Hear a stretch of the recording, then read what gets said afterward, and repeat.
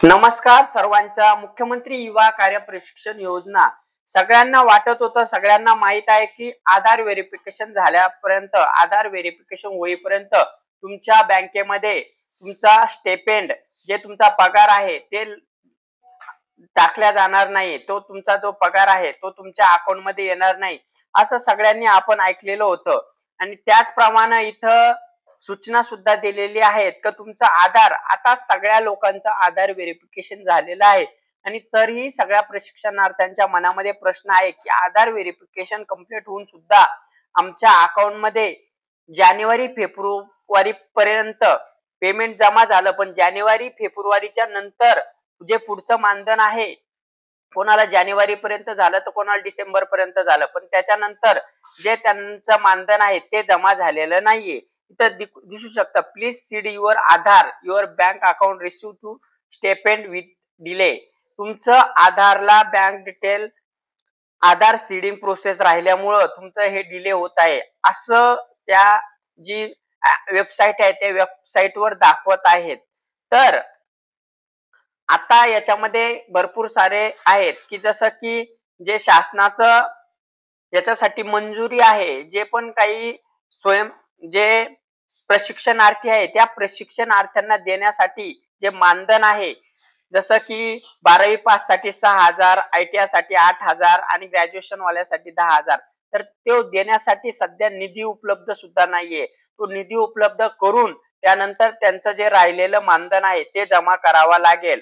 तर त्यासाठी शासनाकडे जसाही निधी येईल, सगळ्यांचा आधार व्हेरिफिकेशन जवळ झालेलंच आहे. जर कोणाचं राहिलं असेल तर त्यांनी लवकरात लवकर करून घ्या. जे तुमचं स्टेटमेंट आहे ते तुम्हाला भेटून जाणार आहे. बघा, इथं ड्युरेशन सुद्धा बदलून 11 महिन्याचं ड्युरेशन सुद्धा आलेलं आहे.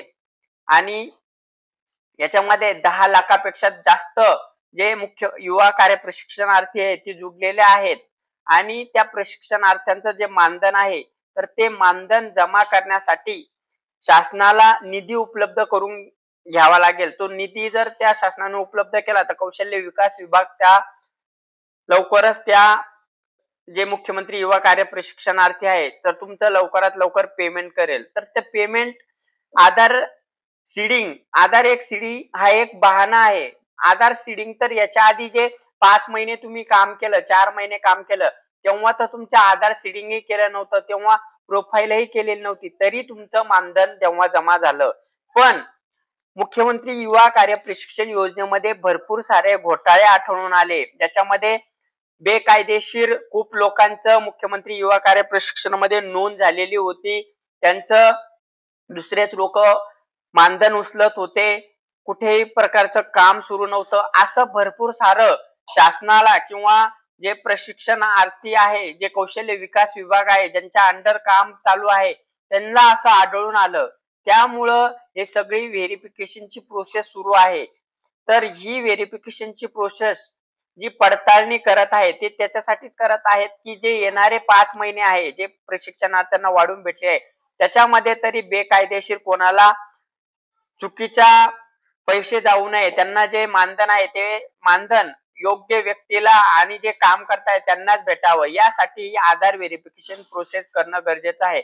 खरोखर तुमचं जे पात्रता आहे शैक्षणिक ती बरोबर आहेत का, तुमचं खरोखर ग्रॅज्युएशन झालेलं आहे का, तुमचं ITI झालेलं आहे का, तुम्ही 12वी पास आहेत का, हे सगळं पडताळणी करत आहे. तुम्ही त्या क्रायटेरियात बसताय का, तुमचं जे सांगितलेलं आहे की त्यांनी तुमचं वय मर्यादा, तर तुम्ही त्या वयोमर्यादात बसताय का, ही सगळी माहिती जे सांगितलेलं आहे त्यांनी 18 ते 35 वयोगट, तर त्या 35 वयोगटापर्यंत तुम्ही बसताय का, त्याच्यामुळे तुम्हाला ते मानधन, तुम्ही महाराष्ट्राचे रहिवासी आहे का, तुमचं बँक खात्याला आधार सीड आहेत का, या सगळ्या गोष्टी चेक करत आहेत. त्याच्यासाठीच की तुमचं कुठल्याही प्रकारचं मानधनामध्ये डिले होऊ नये पुढील कामामध्ये आणि त्या योग्य व्यक्तीला ते मानधन जावं. त्यामुळं हे सगळं व्हेरिफिकेशन प्रोसेस सुरू आहे आधार सीडिंगची. त्यामुळं ह्या प्रोसेसला थोडं लेट होऊ शकतं.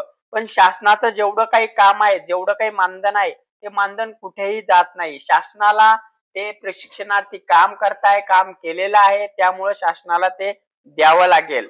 फक्त एवढं आहे की खूप गरजू लोक लागलेले आहेत आणि त्यांना मानधनाची गरज आहे, कारण 10,000 रुपये त्यांच्यासाठी खूप आहेत आणि ते त्याच्यासाठी काम करताय, बाहेर राहून काही प्रशिक्षणार्थी काम करताय. मान्य आहे.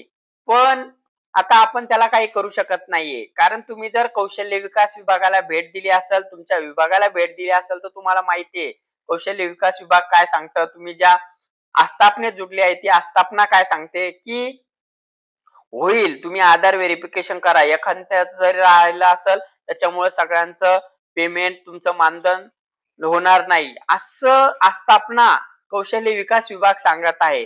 तर त्याच्या मागचं हेच काम आहे, की कुठल्याही गैरवापर लोकांना पैसे जाऊ नये, चुकीच्या खात्यामध्ये पैसे जाऊ नये यासाठी ही सगळी खबरदारी घेत आहे. ज्या झालेल्या चुका आहे मागील 5 महिन्याच्या म्हणजे 6 महिन्याचं प्रशिक्षण घेतलं ज्या लोकांचं, त्याच्यामध्ये बरेचसे बेकायदेशीर फ्रॉडमध्ये बरेचशा लोकांना मानधन जमा झालं, कौशल्य विकास विभागात नोंद होती. अशा बऱ्याचशा केसेस निघून आल्या बऱ्याचशा जिल्ह्यामध्ये. त्यामुळे ही सगळी प्रक्रिया आणि हे सगळी काळजी घेत आहेत. तर सगळ्या प्रशिक्षणार्थ्यांना सांगणं आहे, की नक्की मानधन कधी जमा होईल, कोणत्या तारखेला होईल, कोणत्या महिन्यात होईल, हे कोणीही सांगू शकत नाही तुम्हाला. जसंही तुमचं मानधन जमा व्हायला सुरुवात होईल, जशी डेट कन्फर्म होईल, की ह्या तारखेला पैसे जमा होणार आहेत किंवा ह्या जिल्ह्यामध्ये या विभागाच्या आस्थापनेचे पैसे जमा झाले किंवा जमा व्हायला सुरुवात होईल, तशी तुमच्यापर्यंत लगेच अपडेट दिल्या जाईल. त्यामुळं प्रशिक्षणार्थ्यांनी काळजी करू नका. तुमचे पैसे, तुमचं मानधन काम केलेलं कुठेही जाणार नाही. तुम्हाला नक्की भेटेल. तुम्ही जे वाढलेले 5 महिने आहेत त्याचा नक्की संधीचा फायदा घ्या आणि चांगलं काम करा. नक्कीच शासन तुमचा पुढे विचार करेल. बघूया नंतर काय होतंय. पण आता जे 5 महिने वाढून भेटले त्याचा नक्की चांगल्या पद्धतीने फायदा घ्या. नक्की शिकून घ्या. वेगवेगळे कौशल्य ज्या विभागात जुडले, शाळेमध्ये तुम्ही आरोग्य विभागात जुडले असाल, महानगरपालिका जुडले असाल, ज्याही विभागात जुडले, नक्की तुम्ही व्यवस्थित काम करा. नक्कीच तुम्हाला त्याचा फायदा होईल. तर व्हिडिओ आवडला असेल तर व्हिडिओला लाईक, चॅनलला सबस्क्राईब आणि शेअर करायला विसरू नका तुमच्या सारख्या मित्रांपर्यंत. धन्यवाद.